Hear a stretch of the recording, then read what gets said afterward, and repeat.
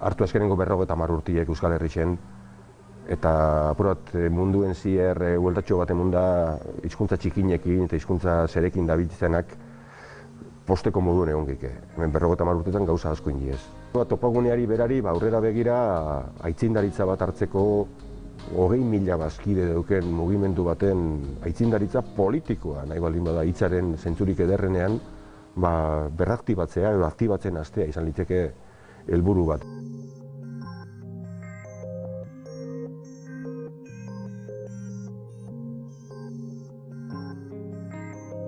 Topaguneak, Euskaldunon Elkarteen Federazioak, Euskararen normalizazioan orain arte egin denaren eta egungo egoeraren gaineko baloraziotik abiatuta, Euskal Herri Euskalduna lortze bidean, herri eta eskualdeetako Euskaldunon Elkarteek eta Topaguneak berak, etorkizunean izan beharko lituzkeen funtzioak eta oinarriparrak berrikusi eta zehaztea beharrezko ikusi du. Horretarako hausnarketa prozesu sakon bat ipini du abian, eta herrietako Euskaldunon Elkarteen ekarpenarekin osatuko da. Txosten honen aurkezpen bideo honetan, nolabaitea azkenengo 2 urteetan Topagunean egin dugun lan eta prozesu baten aurkezpena da benetan, ezta? Han eta hemen, azkenengo 2-3 urteetan Topaguneko zuzendaritzan ibili garen jende desberdinen artean sortutako kezka batetik abiatzen da hau. Eta, konturatu ginen kezka hori elkartzen ginen 10-12 lagunena baino kanpoko eragile batzuen arean bazela, ezta? Handik eta hemendik ari zitzaizkigula esaten tira. 25 urte dira, lehenengo Euskal Elkartea sortu dela, igual momentu ez da, oinarria berrikusteko, 1000 urteko berria hasi da, bizitza sekula baino azkarrago doa.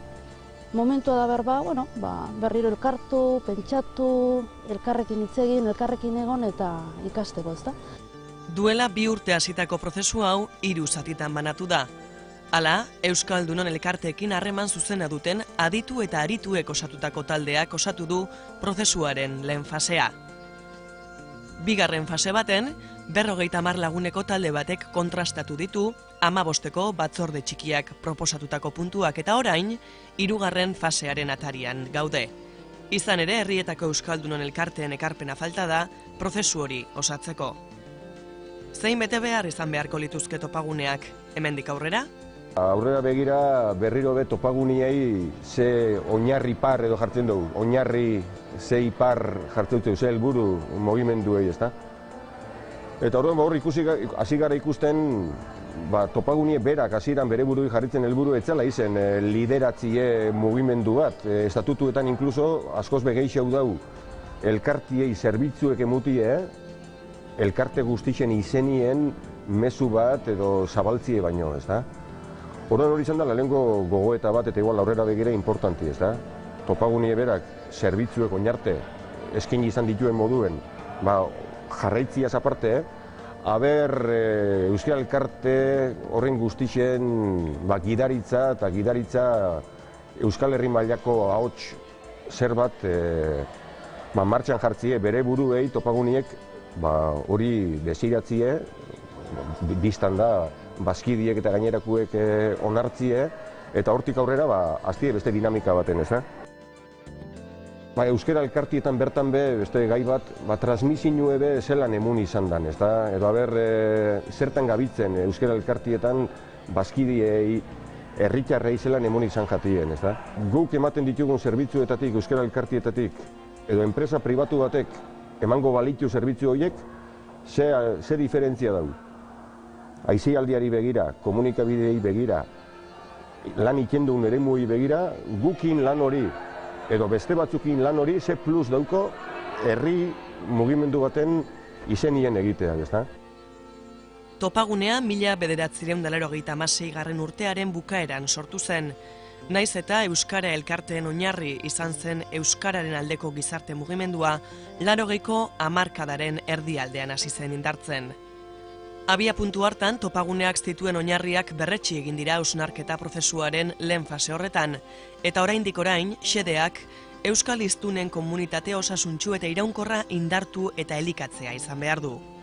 Euskaraz bizitzeko gogoak batzen gaitu eta horren arira sortu ditugu gure elkarteak. Guretzat bilguneak antolatzeko alde batetik eta bestetik gureak berezko ditugun hizkuntza eskubideak gauzatu ahal izateko. Ezin geike ahaztu Gure herri honetan 100 hizkuntzatik gora dauzkagula jada, eta gu argi daukagu hizkuntzaniztasuna sustatzeko egiteko hori, zeregin hori gure egiten dugula, baina modu bakarra daukagu, gureari eutziz, euskaraz biziz, eta beraz hori litzake gure proposamena, ezta? Euskara egon daile erdigunean hizkuntza hauek guztien artean. Zentzu honetan argi daukagu euskararentzat espazio hegemonikoak nahi ditugula lortu, eta horrekin esan nahi duguna da, bai geografikoki ulertzen ditugun espazioak, zein funtzio mailakoak nahi ditugula nagusiki euskaraz bizi, dela herriko halako txokotan, dela aisialdian, eskolatan, ero nagusiki euskaraz funtzionatzen duten herrietan. Momentu honetan topagunean ia 100 bazkide dauzkagu, herriz herri antolatzen direnak, herriko gertutasun hori zaintzen eta elikatzen dutenak, eta ikusten duguna da Euskal Elkarteen mugimendua gure eremu zabal baten dagoela antolatuta, eta Euskal Elkarteen mugimendu nazional bat osatzen dugula. Hor ikusten dugu nolabait norabide berean jartzeko behar bat, eta horren arira ikusten duguna da bereziki mugimendu gisa behar dugula diskurso ahots propio bat landu. Diskurtsoa egituratu behar horretan, hizkuntz ekologiaren printzipioak izango dira klabeak. Berdintasuna eta aniztasuna hain justu. Noski lankidetza hitzarmenak eta aliantzak lortu beharko dira, eta behar denean baita salaketa lanak egin ere. Argi dago asko egin dela eta batez ere asko dagoela egiteko. Aurrera pausoak eman behar dira, izan ere belaunaldi berrietan sintoma kezkagarriak ikusten dira. Sakondu beharreko beste eremu bat erdaliztunak dira. Erdaldunekin lan gutxi eginda eta egin beharra ikusten da. Helburuak lortze bidean argi dago Euskaldunon elkarteetan masa kritiko potentea eta potentzial handia dagoela. 85 Euskaldunon elkarte, 20.000 bazkidetik gora, 250 langile. Hori guztia ongi artikulatzea lortuz gero, eragina handia izango da.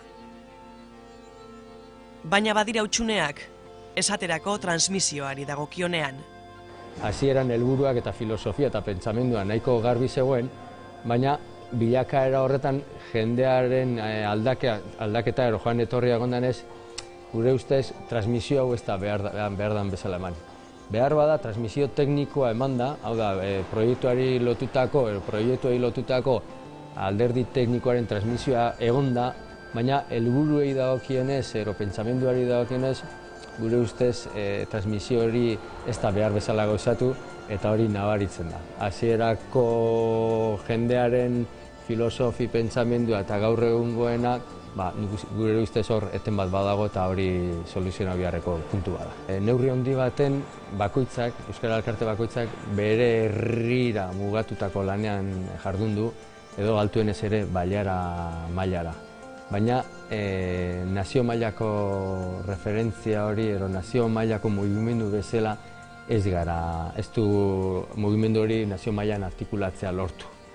Eta gure ustez behar da, herri mailako erreferenteak ez ezik, nazio mailako referenteak ere behar dira. Euskara Elkarteak sortu ziren bakoitza bere herria euskalduntzeko helburuarekin, baina dudarik ez gure azken helburua Euskal Herri euskalduna lortza dela. Herriak euskalduntzen ditugun neurrian, Euskal Herria saretzen joango geraleko. Guk ikusten dugu momentu honetan badagokigula apur bat indarrak batzea, ditugun indarroiek artikulatzea, eta aurrera begira Euskal Herri mailan ere bai erreferente bat izateko lan egitea.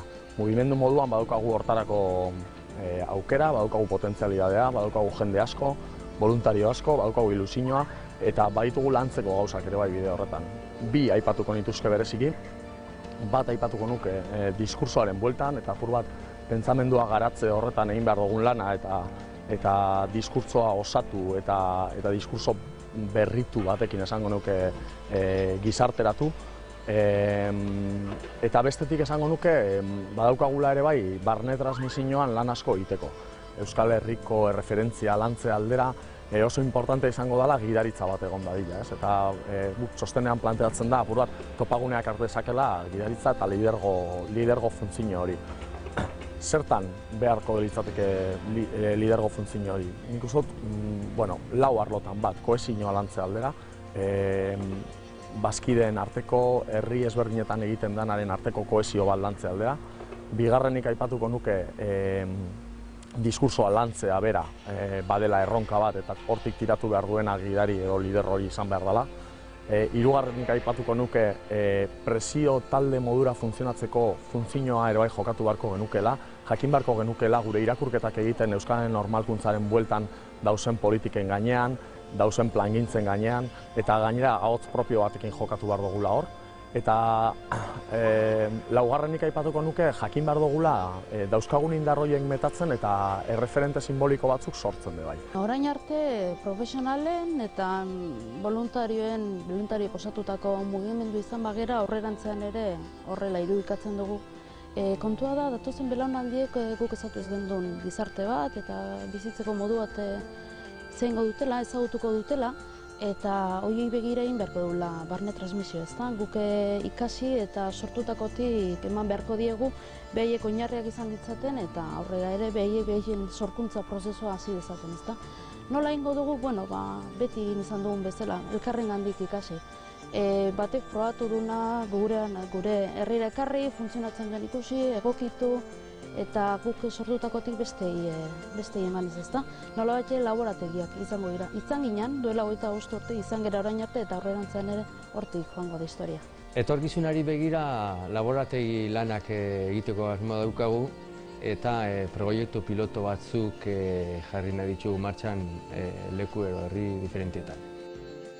Esaterako,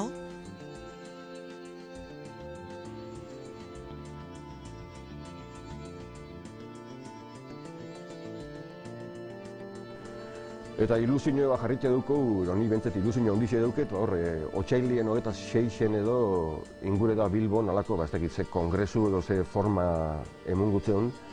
Baina orduan batetik gure gauke, jentie bildu, bai dabitzenak, bai ibili izan diezenak euskara elkartietan, eta geure buruei goxamen apur baten mugun, ez da? Ilusioz ekin dutzeu prozesuai, lehenengoko pausua emunda dago, txosten badaukago eskuartian, eta txostena papela da.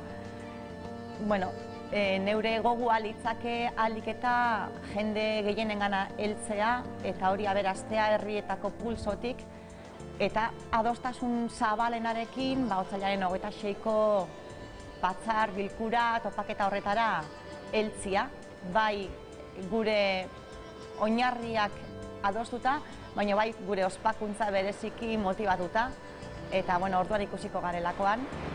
Ilusioz ekin nion oindala 2 hilabete prozesu honi danari eta hasieran ilusioa zana gaur egun ilusioa eta energia ere bada eta honek lagunduko dit bai nik eta bai nire inguruan daudenak Euskaldunon elkarteen etorkizunari gogotsu eta indartsu eusten eta eragiten. Konturatuko zineten zenbat lan daukagun aurrera begira egiteko, baina pentsatzen konturatuko zinetela baita oinarri sendoak ditugula lan hori abiatzeko, ezta? 25 urteko esperientzia eta azkenengo hilabeteetako eztabaidak iruditzat hanka sendoak eman dizkigula etorkizunari begira jartzeko, ezta? Karo, kontua ez da egun batetik bestera ingo, ezta? Guk euskaraz bizitzeko helburu hori ez dugu gaur hasita bihar bukatuko, prozesua izango da, prozesu luzea izango da, eta helburua ahaztu gabe eta helburua lortu nahi dugula kontutan izan da ere, prozesua bere ere garrantzitsua dela iristen dion nik behintzat, ezta? Nik etorkizunerako ilusioa hitza aipatuko neuke. Ilusioarekin gaude prozesu honetan parte hartzen. Uste dugu hurbildudan jende guztia orain arte ilusioarekin ari dela, gogoz ari dela, eta ikusten dauela aurrera begira ere bai gauza barriak egiteko eta salto barriak emoteko aukera badagoela. Ez bagenu aukera hori ikusiko ez ginateke hemen egongo. Orduan nik gonbidatu nahiko nuke Euskal Elkarteen eta Euskaldunon Elkarteen bueltan dabilen jente guztiak parte hartu dezala prozesuan, uste dudalako parte hartzeak berak ilusio bat ekartzen ari dela. Eta uste dut otsailean bukatuko dugun lehenengo fase honetan ere bai lortuko dugula indarrak batzea eta Euskaldunon Elkarteen mugimendu fuerteago bat eta sendoago bat sortzeko baldintzak lantzea. Eta hori ilusioarekin bakarrik egiten da.